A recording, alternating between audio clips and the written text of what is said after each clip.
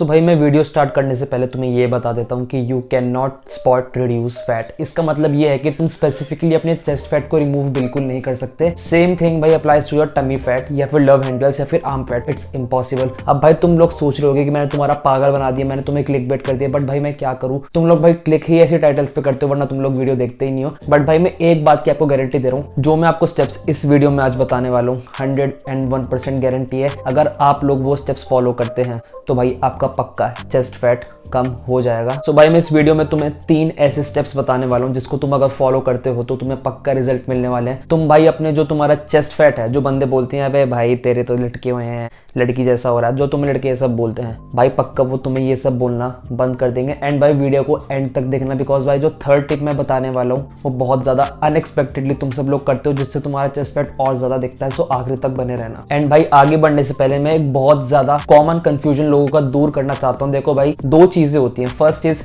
Chest fat, second is gynaecomastia aka man boobs. तो भाई देखो जो हमारा चेस्ट फैट होता है वो बहुत टेम्परेरी होता है, वो हम बहुत इजीली कम कर सकते हैं। वेयर एज जो हमारा गाइनोकोमेस्टिया होता है वो एक हार्मोनल डिसबैलेंस होता है, एक मेडिकल कंडीशन होती है जिसको हम खुद क्योर नहीं कर सकते। एंड किसी किसी केसेस में हमें सर्जरी भी करानी पड़ जाती है। Majority of time 90% of time बंदे चेस्ट फैट को गाइनोकोमेस्टिया से कंपेयर कर लेते हैं, उन्हें लगता है कि दोनों सेम चीज होती है, तो उन्हें कोई मेडिकल कंडीशन है। तो भाइयों ऐसा बिल्कुल भी नहीं है। चेस्ट फैट आपका बेसिकली जब आता है जब आपका बॉडी फैट बहुत ज्यादा होता है ओवरऑल। वेयर जो आपका गाइनोकोमेस्टिया है वो एक मेडिकल कंडीशन है, आपका चाहे फैट परसेंटेज कम हो चाहे फैट परसेंटेज ज्यादा हो उससे फर्क नहीं पड़ता, वो आपका अलग से ऐसे बाहर निकला हुआ दिख जाता है। आपने भाई देखा होगा जो बॉडी बिल्डर्स होते हैं, and body builders are the leanest people on earth, but still body builders को भी गाइनोकोमेस्टिया होता है। आपने देखा होगा बहुत बार वो स्टीरॉइड्स लेते हैं तो उनकी हार्मोनल डिसबैलेंस हो जाता है जिसके चक्कर में उन्हें गाइनोकोमेस्टिया हो जाता है। तो भाई मैं ये चाहता हूँ आपको आगे बताने से पहले, गाइनोकोमेस्टिया एंड चेस्ट फैट दोनों एक अलग चीज होती है। एंड इस वीडियो में मैं आपको ये बताने वाला हूँ कि अब अपना चेस्ट फैट कैसे कम कर सकते हैं, बिकॉज भाई 99% बंदे चेस्ट फैट से ही परेशान है,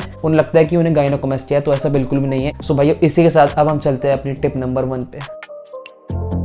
भाइयों मैं अक्सर एक बात बोलता हूँ लोगों को, जितने भी मेरे दोस्त हैं जो मुझसे पूछते हैं कि भाई अपनी चेस्ट कैसे बनाए, फैट कैसे कम करें, या फिर हमें कोई भी मतलब जो रेगुलर जिम वाला बंदा होता है मुझसे कुछ भी पूछता है, तो भाई मैं उसे बस एक ही सेंटेंस बोलता हूँ कि you are not fat, you are just under muscled. इसका बेसिकली ये मतलब है कि भाई तू मोटा नहीं है, तेरे अंदर बस मसल ही इतनी कम है कि तुझे ऐसा लगता है कि भाई तेरे ऐसे ये लटके हुए हैं। तो भाई मेजॉरिटी ऑफ बंदे वेट ट्रेनिंग करके 90% अपना चेस्ट फैट यूं ही घटा सकते हैं। नॉट बिकॉज भाई वेट ट्रेनिंग से डायरेक्टली आपका चेस्ट फैट कम होगा, बिकॉज द थिंग इज आप अपनी चेस्ट बिल्डअप करते हैं, आप अपनी पेक्टोरल मसल को बिल्डअप अगर करेंगे तो आपकी मसल बाहर पुश करेगी, आपके स्किन के थ्रू ऐसे पुश करेगी, इससे हमारी मसल ज्यादा निकल के आती है एंड हमारी डेफिनेशन ज्यादा दिखनी स्टार्ट हो जाती है। एंड भाई जो ये वाली टिप है स्पेशली अप्लाई करती है स्किनी फैट वाले बंदों पे। स्किनी फैट वो कंडीशन होती है जिसमें आप ना मोटे होते हैं ना पतले होते हैं, स्पेसिफिक जगह से आप पतले दिखते हैं, स्पेसिफिक जगह से आप मोटे दिखते हैं, एंड उसमें से चेस्ट फैट एक मोटे वाले रीजन में आता है। अगर आप जिम जाते हैं जो कि बहुत ज्यादा अच्छी बात है, तो आप वेट ट्रेनिंग करिए, अपनी चेस्ट की एक्सरसाइज करिए, हैवी कंपाउंड मूवमेंट जैसे आपकी bench press, incline dumbbell press, basically अपनी चेस्ट को आप ट्रेन करिए, उसकी मसल बिल्डअप करिए।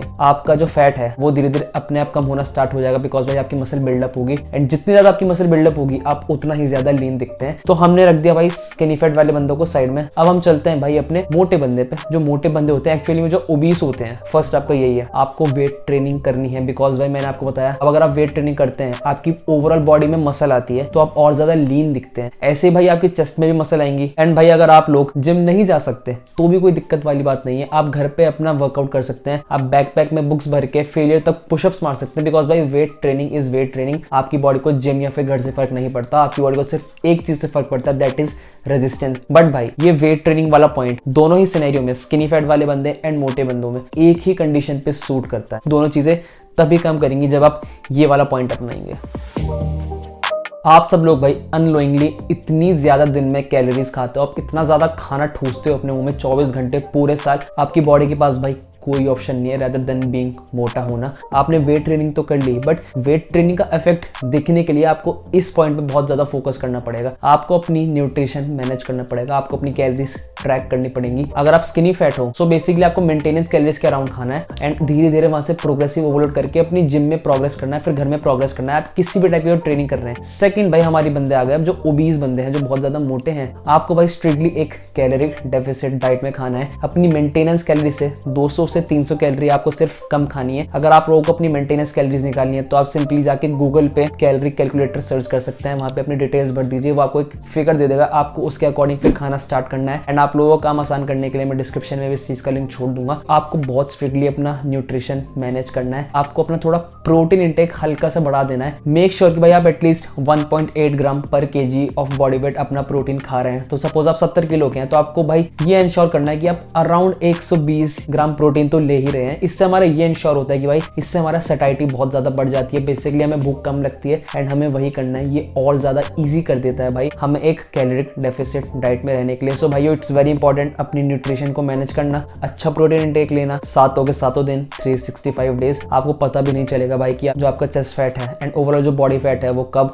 नीचे आना स्टार्ट हो जाएगा, आपको पता भी नहीं चलेगा। सो भाइयों please track your nutrition, monitor your dietary intake and भाई जो अल्ट्रा प्रोसेस्ड फूड्स होते हैं उसको प्लीज आप किसी भी कीमत पे अवॉइड करिए। नॉट ओनली वो आपको बहुत ज्यादा फालतू की कैलोरीज देता है, सेकेंडली भाई उन फूड्स का हमारी बॉडी पे बहुत ज्यादा एस्ट्रोजेनिक इफेक्ट होता है। बेसिकली हमारा बॉडी में एस्ट्रोजन बढ़ाते हैं, टेस्टोस्टेरोन कम होते हैं। ये बहुत ज्यादा काउंटर प्रोडक्टिव है हमारे गोल्स को लेकर। सो भाइयों अपना न्यूट्रिशन ट्रैक करिए, प्रोटीन इंटेक अच्छा लीजिए, कार्ब्स एंड फैट हल्के से थोड़े कम कर दीजिए एंड भाई सबसे इंपॉर्टेंट प्रोसेस्ड फूड्स को ना खाइए, जंक फूड को ना खाइए, फास्ट फूड को मत खाइए। अब हम चलते हैं भाई अपनी सबसे इंपॉर्टेंट एंड थर्ड टिप पे।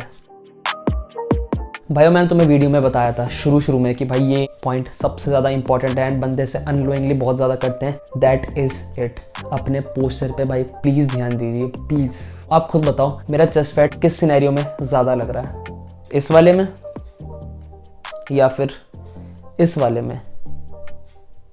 भाई मेरी तो अच्छी खासी इतनी मसल भी है बट स्टिल अगर मेरा पोस्चर खराब है तो आप लोग देख सकते हैं कि कितना ज्यादा इल्यूजन आ जाता है कि आप और ज्यादा आपका चेस्ट फैट है, आप कितने ज्यादा मोटे हो ऊपर से। अगर आप लोग पोस्चर अपना ठीक नहीं करते हैं तो भाई अननोइंगली आप उससे और ज्यादा मोटे दिखते हैं एंड आपको लगता है कि आपका चेस्ट फैट और ज्यादा इससे दिख रहा है। इसका भाई सबसे बड़ा एक मेन रीजन होता है हमारी बैक की मसल्स की जो स्ट्रेंथ होती है वो बहुत कम होती है एंड सेकेंडली हमारे राउंडेड शोल्डर होते हैं। राउंडेड शोल्डर बेसिकली ये कंडीशन होती है जिसमें आपके कंधे एकदम आगे झुके रहते हैं एंड आप बहुत ज्यादा झुक के चलते हो। ये दोनों ही कंडीशन एक पोस्चर इम्बैलेंस का साइन होती है। तो फर्स्ट ऑफ ऑल अब अपनी बैक की मसल्स को कैसे स्ट्रेंथन कर सकते हो? भाई बहुत सिंपल है। आप बंदों ने भाई देखा होगा लोग इतनी ज्यादा शिद्दत से अपनी चेस्ट को ट्रेन करते हैं, फुल हैवी वेट मारते हैं, और जब बात आती है बैक की उनसे घंटा कुछ वेट नहीं लगता। तो भाई जब आपकी चेस्ट बहुत ज्यादा स्ट्रांग हो जाए एंड आपकी बैक की मसल इन प्रोपोर्शन बहुत ज्यादा वीक रह जाए तो आपकी बॉडी ऑटोमेटिकली हल्का हल्का आगे झुकना स्टार्ट कर देती है, आपकी बॉडी को उस पोस्चर की आदत लग जाती है। इट्स बिकॉज भाई आपकी बैक मसल में कोई स्ट्रेंथ ही नहीं है, कोई फ्लेक्सिबिलिटी नहीं है, कोई मोबिलिटी नहीं है। तो हम सबसे अच्छा तरीका क्या है बैक मसल को स्ट्रेंथन करने का? कंपाउंड मूवमेंट पे ध्यान दीजिए, उन पे स्ट्रांग होइए, weighted pull ups, lat pull down, barbell rowing, इन सब चीजों पे आप ध्यान दीजिए, इन पे स्ट्रांग होइए एंड धीरे धीरे से आपका पोस्चर स्टार्ट हो जाएगा ठीक होना। इन सब चीजों को अप्लाई करके अपनी बैक की मसल्स को स्ट्रेंथन करके उनकी मोबिलिटी बढ़ा के आपका पोस्चर अपने आप ठीक होना स्टार्ट हो जाएगा। एंड भाई जो आपका चेस्ट फैट है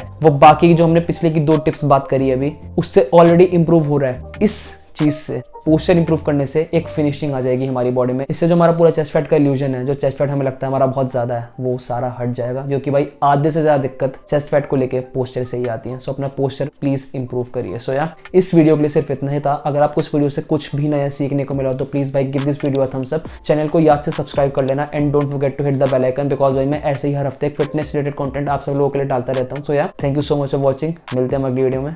पीस।